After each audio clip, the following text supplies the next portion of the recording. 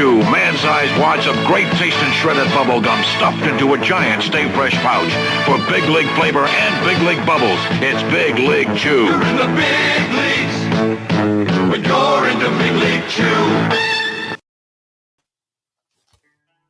All right. Welcome back. Spit Nation. If you're a veteran and you're struggling or feel like you are leading a path towards the darkness, stop and think about those who are around you. Think about how they truly value you, how they will miss you. You are not alone. You need to talk to someone. Someone will listen to you. If you feel like you're a burden to those who are in your inner circle or your friends and family, please call the hotline at 988 and take option 1. Don't make a permanent solution to a temporary problem. If you're a new listener, thanks for joining us. Please subscribe to our show on your favorite podcast apps. Don't forget to subscribe to our YouTube channel at _Misfit Nation. It's _Misfit Nation. Subscribe and click the bell. This will keep you up to date with our latest news, episodes, and of course, the stories of our great guests. Speaking of which, our next guest is co-founder of Gail Doby Coaching and Consulting, a firm that has helped designers, architects, and other creatives increase their profitability by up to 512%. As the firm's chief vision officer, she does more than help her clients wrangle decimals on a budget sheet. After nearly 20 years of experience running her own Denver-based design firm, she's obsessed with sharing innovative ways to overcome the business roadblocks, challenges, and detours creative entrepreneurs face when trying to do it on their own. So without further ado, let's welcome Gail Doby to the Misfit Nation. Thank you so much, Rich. I'm happy to be here. It's great to have you. Great to finally connect. I know it's been a while since we first booked it, and then we had a little speed bump last week, but here we are.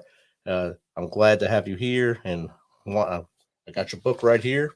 All right. I arrived the other day. I was able to read about half of it and breeze through the rest of it. So I got some of it in there. Thank you for sending that. That's awesome.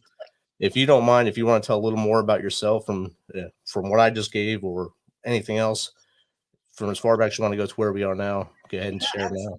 Yeah. Well, I actually am kind of an odd mixture of left brain and right brain. So I have a finance degree, and then later on, I went back and got a degree in design, and then started my design business many years ago. And so I have this really interesting background, but around 2007, I just realized that the young woman that was working for me and still is after we're starting our 18th year, we realized we really loved working together and wanted to build a business that really fit us and fit what was our skill set. And I just happened to love the finance part of business. And I know that sounds weird, but I do.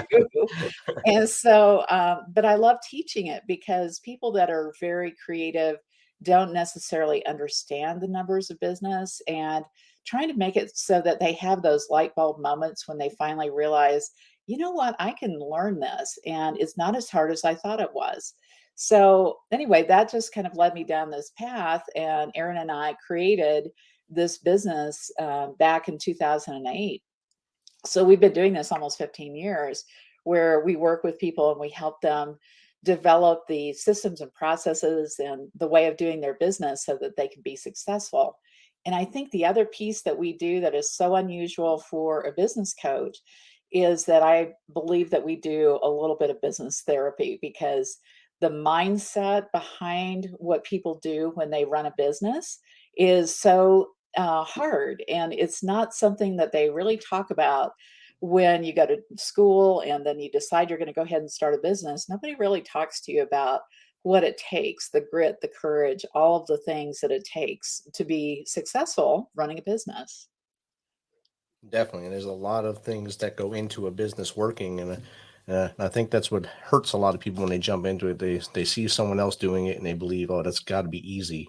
I can just jump in there and do it on my own. And then all of a sudden it implodes on them. And think most new businesses last about a year before they hit that turbulent point, and then all of a sudden they're gone. And if they make it past there, then they'll probably make it a lot longer if they stay the course. Mm-hmm. Well, it's not easy, even for myself. I've had my challenges in the business as well. There were days that I can remember my husband asked me at one point. He said, why don't you just go get a job? And my comment to him was, I'm unemployable. I don't I don't really work well for others, and I just have to figure this out. Whatever it takes, I will figure it out. And I'm sure that your listeners are people that have to figure it out. That's just part of who they are. They are really just getting in, they're in the trenches literally and having to do what is necessary, and they figure their way out. And sometimes is that resilience and that mindset that are the keys to success, I believe. Oh, definitely. That resilience mindset, and like you said earlier, grit. You have to have grit in your Yes. soul to make it through as a business person. And any business you jump into, you have to have that resilience definitely to to bounce back every time someone slaps you in the head Mhm. and tells you they don't like what your business is doing, or they give you some bad review. You have to have the resilience to say, okay, push that aside and move forward. Well, feedback is feedback, and it depends on how you take it. And I think that's one of the hard things too. I know you do serve a lot of people that have been in the military, and maybe they're starting businesses, and maybe they're in the middle of it. But it takes a lot of those same skills that we were just talking about, that grit and passion and courage. And you can learn anything if you decide you can do it. You just have to make a decision about what you're willing to do. And if you're willing to jump in, the nice part is that you can learn as you go. And the best thing is to get into action. And as soon as you get into action, you're going to figure out, where are my blind spots? What am I missing? You're going to get plenty of feedback from other people. The feedback, as long as you don't take it personally and take it as what it is, as feedback, will help you, guide you, and help you create better services and products for the people that you serve. Definitely. And I know one part of your book I was reading, and I think it's one of the early chapters, yeah, about the current reality assessment. Mhm. Why is it very important to assess your actual reality? Well, that's the starting point, because you need to know where you are and where you want to go. So if you have, it's great to have a vision, but you have to know where you're starting from. And every single one of us every day has a new starting point. So the minute we get up, we have a new starting point. We may still be working toward the same goals. So hopefully that's starting to shrink and we're getting closer and closer to what it's going to take to get to that end result. But sometimes we end up maybe waking up on the wrong side of the bed, not feeling so great about ourselves. And then we're a little bit further away. So we have to kind of work on the mindset first to get back into the right viewpoint so that we can bring our best selves into what we're doing. Definitely, and I think that's a perfect way to do it. I like how it's laid out in the book. So you're actually you have to be honest with yourself when you're taking that assessment.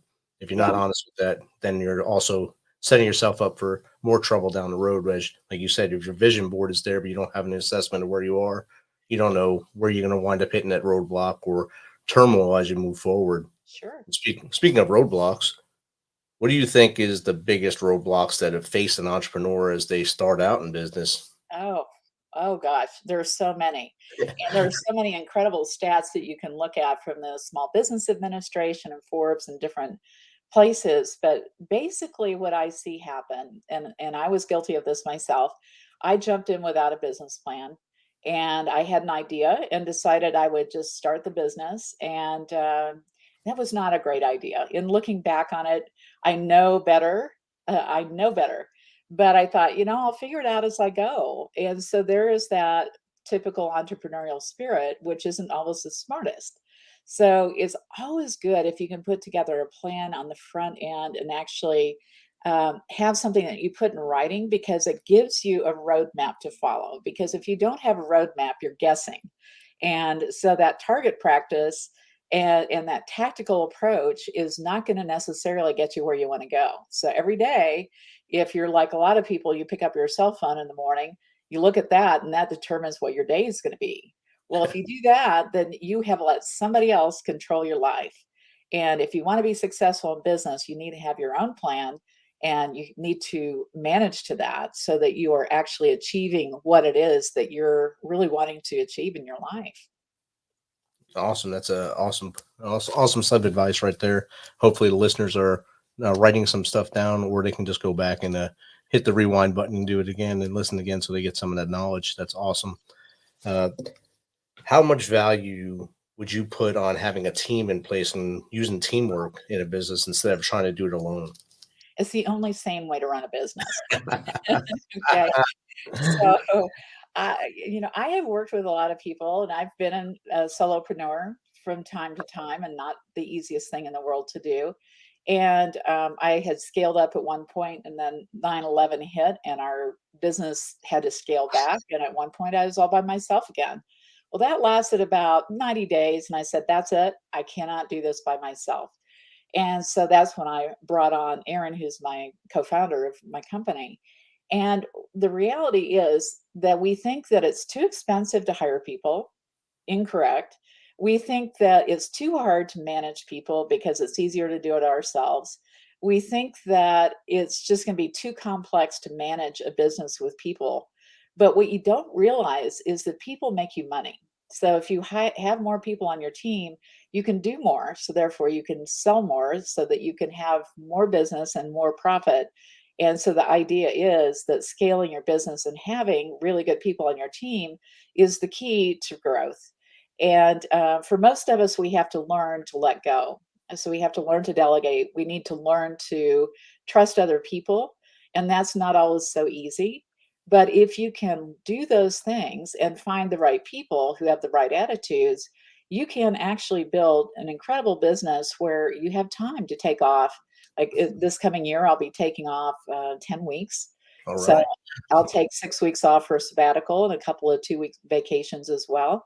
And that's because I have a great team and I trust them to run the business because we have systems and processes and policies, and we have people that know what their jobs and their roles are. And so, therefore, you can build a tremendous way of creating wealth for yourself and stability for your family and the ability to do all the things that you want to do as long as you're willing to have a team. I agree 100%. And I think a lot of entrepreneurs, like you said, when they get into it, and you spoke about delegation, a lot of them believe if they're not doing it, their baby's going to die, or their business is their baby at that point. So they believe it's going to die if they're not the one working in their business the whole time. And they have to learn to do that little thing of stepping back and just looking from afar and just making sure, hey, the numbers are right, like you do with the financials, to see where the numbers are now and where they need to be, and just poke and prod until they get there instead of sitting there and doing everything yourself, because you'll burn out as well. Well, especially with what you do with your podcast too, we're talking to people who either need to be or are leaders. And leadership is a big part of success in business. And it's not for somebody, and also decisiveness. So you can't be a great leader without decisiveness. And then the leadership piece is understanding that you may not know how to do everything, but you can figure out who can do everything.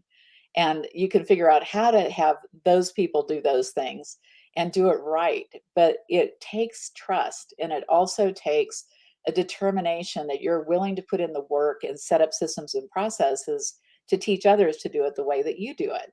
So, are they going to do it exactly like you do? Not a chance. And every day I get those, have these conversations with my team, and they'll say, "Oh, we're doing this." I say, "Oh, okay. All right. Tell me your thinking behind that." So then they'll share their thinking. I'll say, "Okay, that sounds like you thought it through well." And I'm good with that, because that's the thing. At some point, you have to, if you really want to have wealth and if you want to have freedom in your life, the way you get there is by letting go and trusting the right people. Trust but verify. Always trust but verify. And make sure that those people that are working with you on your team understand that they have a responsibility and an accountability for doing things in the right way, the Gail Doby way, or whatever your company is. And you do it in the way of your company. And if you do that, you are going to have a successful company. So, my first round of running a design business, not so great at managing people. Second round, way better. So I would tell you that you learn on sometimes on the first round and the second round, you can bring that to into a very successful formula that really works for you. Because I have people that, like I said, one person on my team starting our 18th year. We have people 11 and 13 years with us. So there's a reason why. And it's because you have to let go and let those people do their job. Definitely. And like you said, trust but verify. Yeah. You can do that without being over their shoulder the whole time too. So you can verify that everything's being done correctly, even if they don't do it the way you They personally would won't. do it. It's going to get done. It's going to get done one way or the other. You, like you said, you have the systems in place. You're able to delegate, and you learned lessons those from the shortfalls of business one to round two, that Sure. you can take those and say, oh, don't do it that way now. And that became a strength of yours now to build that leadership model and to put the plans in position, everything in position there for the new job. Right. And I think too that what happens is the longer you're in business and the more you have some wins, and hopefully we have lots of wins every year. And one of my pieces of advice is always write down your wins throughout the year. Keep track of it. Keep this running list and share that with your team as you grow, because they get so excited when they think about, wow, look at what we got done this year. Right. And I look at it sometimes and I get so excited to see their excitement because they realize that they contributed to the success of the company. And so it's one of those really wonderful things. If we will just let go a little bit, and it's kind of letting go of the vine is one word I've heard said. And so when you let go of the vine, but you also give people the training and the support and the love that it takes to really be successful in their role, then they're going to give you their heart and soul and do their very best job. Definitely. And something we like to say here is stack victories. Right. So you can do that every day, or like, or by quarter for businesses, but Right. always celebrate your wins. Don't harp on your downfalls. Recognize them and do something to make it better next time, but stack those victories and keep counting them, do better each day until you're just overwhelming yourself with victories. I agree, and it's not fun always to get the feedback from the clients, but we need to ask for it. So one of the things that I've learned over time that has been exceedingly helpful for me is that I can be sensitive to people's comments, and then I've learned to ask for it when I'm in a position of strength. So if you'll ask first, then you're not going to get blindsided with the feedback at the wrong time. So that's just a little hint that will help people, especially if they're struggling with some of the things that they deal with day to day in the business, because it comes every single day. You have an opportunity for feedback. Definitely. And some of it's not going to be what you wanted, but like you I said, know. it's better to get it up front instead of a blind side on, say, a Google review from someone you don't remember even talking to, Exactly. that you can't Exactly. take away. Exactly. So explain what your creative value blueprint is. Well, this is probably true for any business, but for us, we know that in our business, there are a couple of key areas that we know that people need to have in place to be successful. And one of those is they need to have the overall plan in place. So they need to have the financial plan, the operational plan, um, the foundational plan of the business, the processes and procedures. So that is that functional piece of the business. The next piece is the mindset. So it's about really having a power mindset and prosperity mindset, and just really having all the pieces and parts together so that no matter what, it's always hard running a business, but if you have the right mindset, you can work through almost anything. So that's the other part is number 2 is that. And number 3, you need to have the right team in place. And the team doesn't mean just having people on your actual team working for you, but it could be coaches, it could be consultants that are working with you, it could be people you outsource to. And then the third element of that is the community within. So if you have people who are part of your mastermind group, and if you don't have one, you should have one, because these people are people who think like you do and are in the similar situation. And you get together and share wins and things that you've learned so that you can help the other people. So this is all about really being part of a team that has the right elements together. If you do all those 3 things, you have that creative value blueprint to grow a successful business. Awesome. I like how you said the mastermind groups. A lot of people don't throw that in there to to use those with like-minded businesses or like businesses to talk to each other and see what's working in your neck of the woods compared to mine, and maybe we can mind meld and get it all working together. Well, and the other piece too is sometimes you'd be surprised how many times partnerships come out of those groups. And I'm not the group minded person all of the time. I certainly am the type to go out and hire a consultant or a coach. And we do have two right now. And that's something that I constantly look for in our business is who is further along than I am that can show me what I need to do. So we walk the talk because we know that in order for us to be successful and hit the goals that we have, we can't do it with the same thinking that we've been using. So we need people who are experts that can help us along the way. So it just has to be part of the mindset that this is not an expense. It's an investment you're making in yourself and your business to grow. Definitely.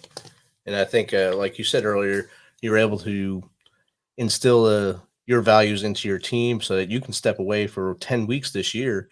And part of that is having a successful business. And then that kind of leads towards your life goals as well. If you are successful with your business life, your life goals will kind of match that in a successful way as well. Well, and you read the first part of the book. So, one of the things I talk about in there is your personal values and your business values, and you need both. And the personal values, if you know what they are, and also the business values, you make your decisions by using those values, and those get wrapped into your culture of your business.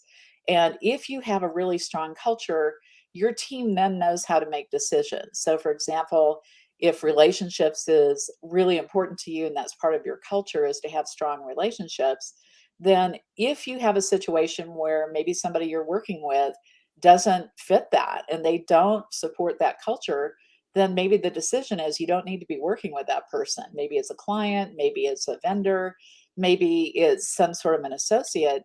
But if you have values clearly defined and you have a culture clearly defined, you have a structure from which you can make really good decisions. That's outstanding.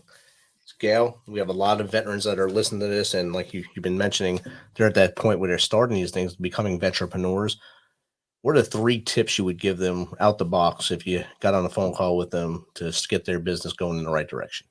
Well, first of all, good for them if they're going to start a business. I'm all about it because it's what the economy is all about is small business. And I think the real key here is if you want to be successful, make a lot of money, make sure that you have people around you who can give you the guidance and maybe shorten the path for you and put together a real plan. Put together a business plan, put together a financial model. And if you don't know how to do that, get help doing that. And make sure that you have something that you can execute too so that you are on the right track. So that would be number one is make sure you have a plan. And if you're thinking of getting into a particular business, try to find somebody that you can reach out to. And they could be total strangers. And sometimes you pick up that phone and they're happy to help because they want to mentor you and help you because they've had somebody that's helped them. So find out from them what it's really like day to day in that business. That was one of the mistakes I made early on. So that's a good one to do.